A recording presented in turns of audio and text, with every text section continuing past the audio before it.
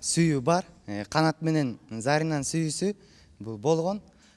Биз бул жерден айтабыз, бирок биз ошол убакта болгондо, ошонун ордунда болгондо сезебиз. Өткөндө бир жума мурун армиядан 93-жылы жылкы бала муну өлүп калса, анын аркасынан сүйгөнү кошо өлүп калыптыр да. Сүйүү бар. Кайсыл жерден өлдү? Армиядан. Өткөндө ушу Бишкекте эле болду. Ошо болду. Сүйүү бар. Бул дүйнөнү Сен өлгөнгө даярсыңбы аркасынан? Сүйгөнүң үчүн. Мен эгер ошол убакта сүйүүгө, чыныгы таза сүйүүгө ээ болсом, ошол убакта көрмөкмүн да. Себеби азыр бул жерден айтып аткан сөздөрдүн канча бир пайызы жөн эле сөз. Сүйгөнүң барбы сен, жокпу? Жок. Жокпу? Жок. Анан сен аркада калып турсуң да. Мен мына жигитке суроодо, сен сезим, бул сүйүүдөн сезим да. Сезим бир күчөп барып анан кайра өчүп калышы мүмкүн, кайра күчөшү мүмкүн, туурабы? Туп-туура. Анан сен эмне ошо өлө бересиң бул сезимиң үчүн эле.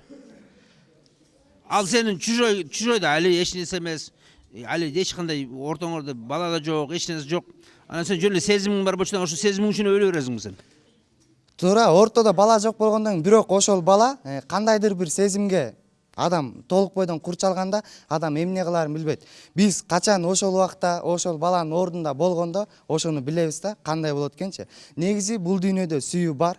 Бардык нерсе мына могу залда отурган балдар, кыздардын баары, сиз дагы бардыгыбыз сүйүүнүн айынан биз ушул жерде отурабыз. Мен сага мындай да, сен сүйгөн кызга үйлөндүң, бир нече балалуу болдуң, жакшынакай болуп сүйүшүп жүрсүң, анан аялың өлүп калды. Сен артынан өлүп каласыңбы?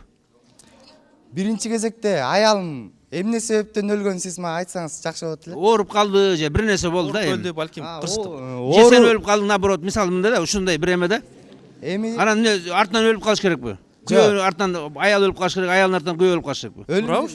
өлүмдүн аркасынан өлүм кете берсе болбойт да анда.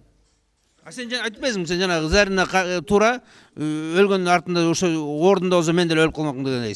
Жок, туура сүйүү жашайт, бирок биз ошонун качан ордунда болгондо бул сүйүү деген ар бир адам ар башкача калат да. Мисалы мен сүйүүнү эң таза нерсе, ыйык нерсе өзүмө сезем. Ошон үчүн мен азыр учурда мектептен эч ким менен сүйлөшпөйм. Себеби бул сүйүү эмес. Атың ким атың? Бекзат. Бекзат, Сен жана айтпадыңбы, жанагы бала армиядан өлгөн үчүн кызы да өлүп калды, да?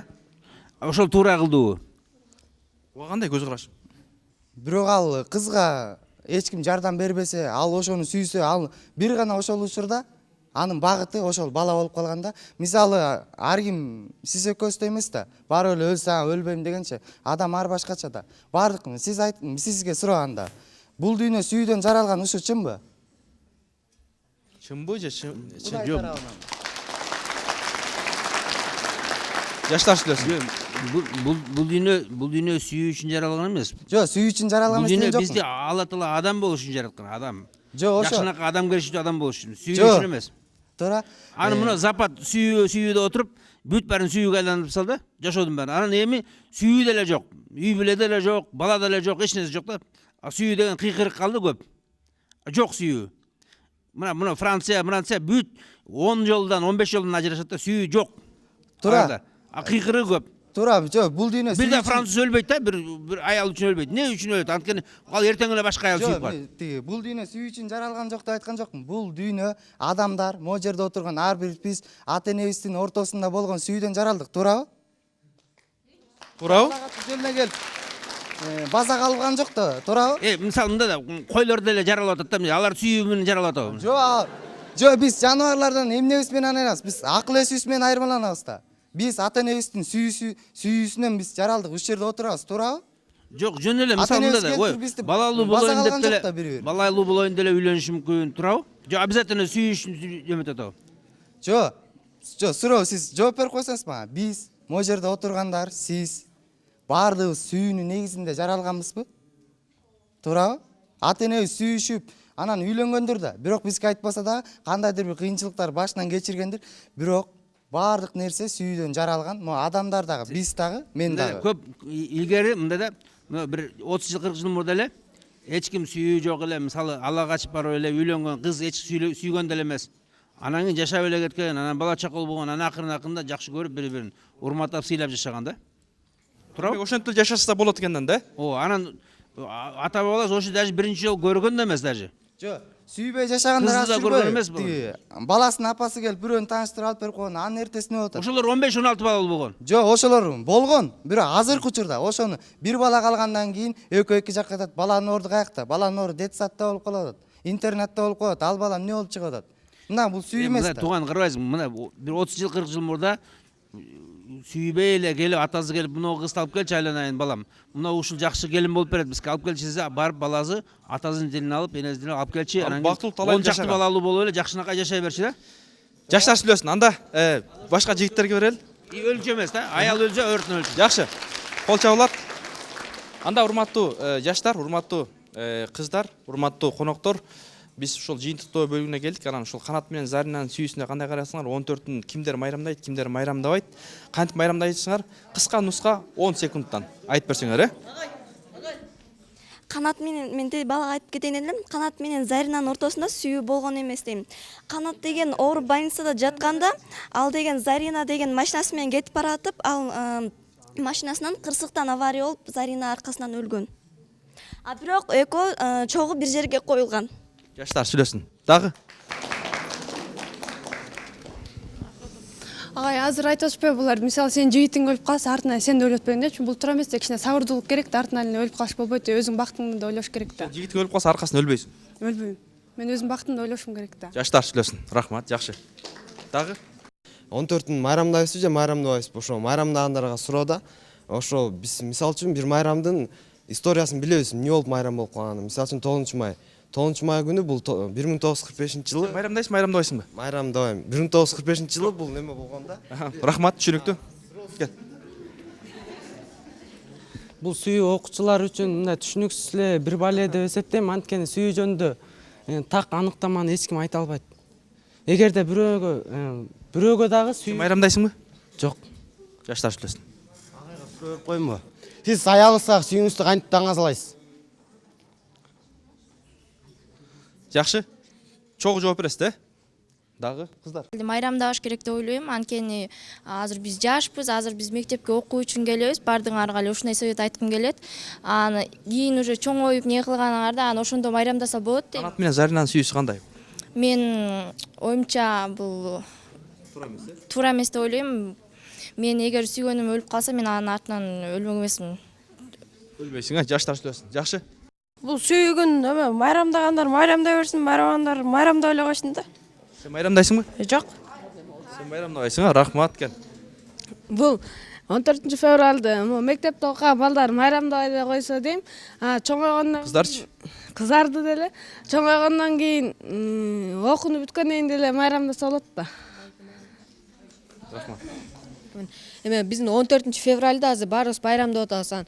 Бирөөгө, например, бир мектепте класста отурганда, балдар келип кыздара белек берет. Берип атып, например, 1-2-3ка берилбей калса, аздылар өздөрүнүн ичинен тарнат да, мага берилбей калды, мен өзүм жаман турбайм, мен эч кимге жакпайм депчи. Аны ошентип биз уюштурбай эле өзүбүзчө эле жүрө берсек дейм. Туурабы же туура эмес? Мен анткени эме көңүлү калат. Ошентип сүйөм деп жүрүп өлүп калганда, аны үй бүлө болуп жүрүп эле бирөөсү өлүп калса, экинчиси өлгөндө баласы калат да, балдар детдомго барышат.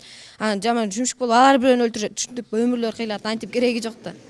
Жаштар сүйлөсүн. Адамзат ак сүйүүдөн жаралат дейт. 14-тү бул жаштардын майрамы. Аны бул Кыргызстандын календарында кызыл майрам деп айтпайм. Бул жөн гана жаштардын көңүлү деп айтам. Сен майрамдайсыңбы? Майрамдайм албетте. Кызың барбы? Тилекке каршы кызым жок бирок. Ошол күнү тапканга аракет кылам. Жаштар сүйлөсүн. Чыныгы бул сүйүү жүрөктүн ичинде болот. Негизи бир мисалы бир жигит бир кызды сүйүп калды. 14 февралга жакынчы. Ал жөнүндө ойлонуп жүрүп, ошо 14 февралга келгенде сүйүүсүн арнаганга аракет кылат да. Сен майрамдайсың, майрамдабайсың? Негизи мен майрамдайм. Майрамдайсың, жакшы. Бул Канат менен Заринанын сүйүүсү деп атат, бул китепче да драма. Бул сүйүү деген ал жок болгон болуш керек, жөн эле жазуучу өзүнө көңүл бурдуруу үчүн ошондой барып тигин өлтүрүп койду, муну өлтүрүп койду. Ошондо өзүнө көңүл бурдуруш үчүн эле жазды деп ойлойм да мен.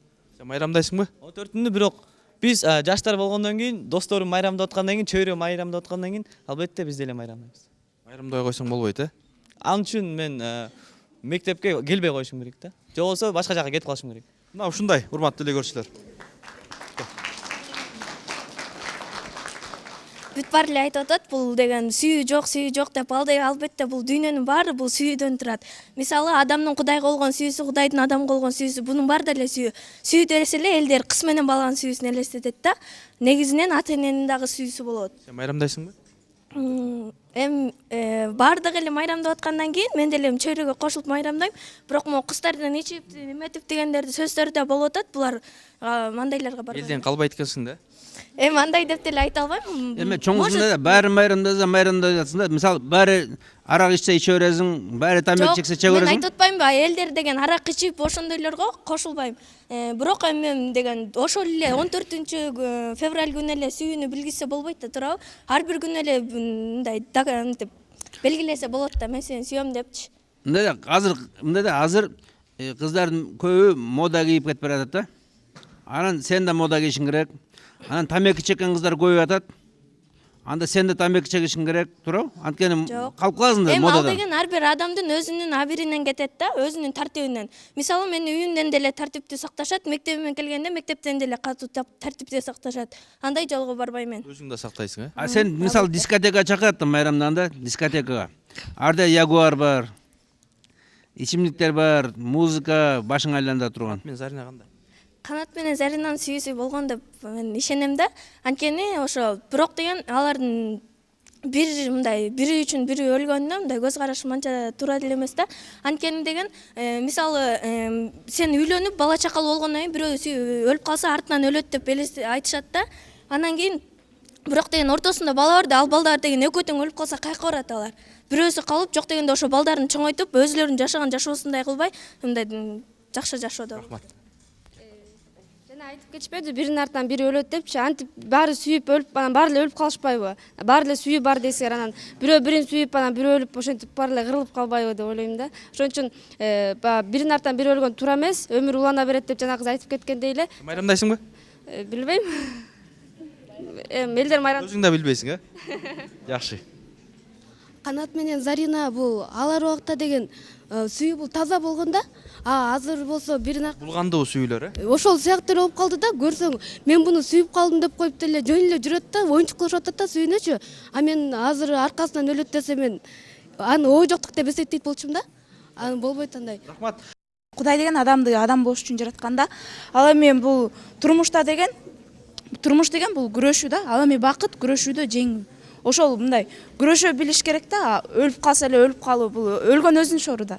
Сен майрамдайсыңбы? Жок, эч качан. Бул жашоодо сүйүү деген нерсе жок да. Себеби ал сүйүү деген нерсе бул Алла Тааланын гана сүйүү деген мындай. Алла Таала гана сүйсүн деп сүйүүнү жараткан да. Ошондой деп ойлойм да. Жаштар көбүнчө бири-бирин сүйүш үчүн эле эметет да. Сүйүү деген бул мекенге болгон сүйүү. 14 майрамдайсың, майрамдабайсың? Жок, майрамдабайм. Канат менен Заринанын сүйүүсү туура эмес. Мисалы, биринин артынан бири өлөрсө, анда адамзат жок болуп кетпейби? Каршысың, Канат менен Зарина болгон эмес. Анткени Ромео менен Джульеттаден эле алып коюшкан болуш керек ошону. Сүйүү болгон эмес. Мен Канат менен Заринанын сүйүүсүнө көңүл бурбайм. Анткени ал билбейбиз да биз болгон же болгон эмес экенинчи. Анан сиз айтып атпайсызбы, байке мурдагылар алага жеп, анан Куда түшүп келген депчи. Азыр деле ошентип жашаса болот деп атпайсызбы? Азыр деген алага жапайычыктан чыккан деп алага ачсаң эле сразу эле милицияга берет да. Анан кантип жашайсың? Анан деген 14 февралды майрамдоого деле болбойт го, бирок биздин мектепте ар бир эле мектепте майрамдайт. Балалык кезде ойноп коюш керек да. Ойнош керек, жакшы. Кыскараак. Анан деген жигитин таштап кетти деп кыз бала ыйлап, кызын таштап кетти деп бала ыйлап, өлгөнгө чейин ичкиликке барганга мен каршымын. Жакшы. Агай бул бала айтып атпайбы сүйүү жок депчи? Айтып атпайбы сүйүү жок деп. Мисалы деген эне баласын кийинтет, окутат. Энеси ыйлап, энеси бирдеме болсо, баласы бирдеме болсо, энеси баарына барат. Буну кандай кылып сен түшүндүрөсүң? Биринчиден, экинчиден сүйүү жок дейт. Сүйүү мисалы үчүн Канат менен Зарина жана армияга эмес, андан да көп мисалы үчүн жашоодо көздөшкөнчү сүйгөн артынан өлүптү деген аябай көп. Андай бирок андай сабырдуу болуш керек, бирок ал жаштар деген ошол деле жашап калышкан. Андан кийинки если сүйгөн өлсө андан кийин жашоосу күнү кандай болот деп ойлонуп, андан башка эчтеке ойлобой калып, андан кийин жеңил ойлук менен кетип калышы мүмкүн, андай аз эмес. Силер эми майрамдайсыңарбы же майрамдабайсыңарбы? Майрамдайт десе антип мынтип мондай фейерверк кылбайбыз, мындай эле жөн эле жанагындай эле кылабыз. Жанагы. Жакшы. 14 февраль бул сүйүшкөндөрдүн майрамы деп атпайбы? Жанатан бери мен угуп отуруп бир чечимге келдим да. Негизи көп эле айтып атышат, сүйүү бар, сүйүү жок деп. Негизи бул дүйнө жүзүндө деген сүйүү бар. Анткени деген, мисалы биз деген ата-энебизди сүйүп жашайбыз, жаратылышты, ата мекенди. Эгер деген сүйүү жок болсо, биз деген кандай, биз деген бул дүйнө жүзүндө бири-бирибизди жаман көрүп эле жашап калмакпыз. 14 сен үчүн майрамбы? 14 мен үчүн майрам. Бул учурда деген эми арткы жактарын жаман кылбай, биз деген бири-бирибизге өзүбүздүн эле жакшы көргөн адамдарыбызга жакшы аруу тилектерибизди айтып эле ошентип эле өткөзөбүз. Эртерээк эмеспи сен азыр жакшы көргөндөргө айтышың? Эртерээк эмеспи? Жок, мага деген эми эртерээк деп деле ойлойм. Эми деген элдердин арасына кошулуп алып деле эмете берсе болот да. Майрамдаса. Демек, ушул 14 майрамда, 14 сүйүү күндө кыздар көп запкы чегеби же балдарбы? Кыздар көп запкы чегеби, мен андайды билбейт экенмин. Биздин мектеп 90 мектеп негизи эле жакшы эле мектеп, андай нерселер бизде болбойт. Мен тиги балага кошулбайт элем. Анткени ал сүйүү жок деп атпайбы? Ал деле өз убагы келгенде сүйөт болуш керек. Ана мен сүйүп калдым деп айтат да. Бирок деген азыр деген сүйөм деген сөз мындай жеңил болуп калды. Айтканда көчөдөн эгерде сулуу кыздар өтүп барса деле балдар чоңуз мен сизди сүйүп калдым деп айтышат да. А өздөрү негизинде сүйүү эмне экенин билишпейт. Рахмат. Эми жаштардын үнүн уктуңуз. Ушул 14-н майрамдаш керекпи же бул каяктан келген, эмне кылабыз, жаштарга кандай насаат айтат элеңиз? Мен биздин жаштардын ээрчимелигине аябай күйөм да. Ушундай ээрчим болуп калдык.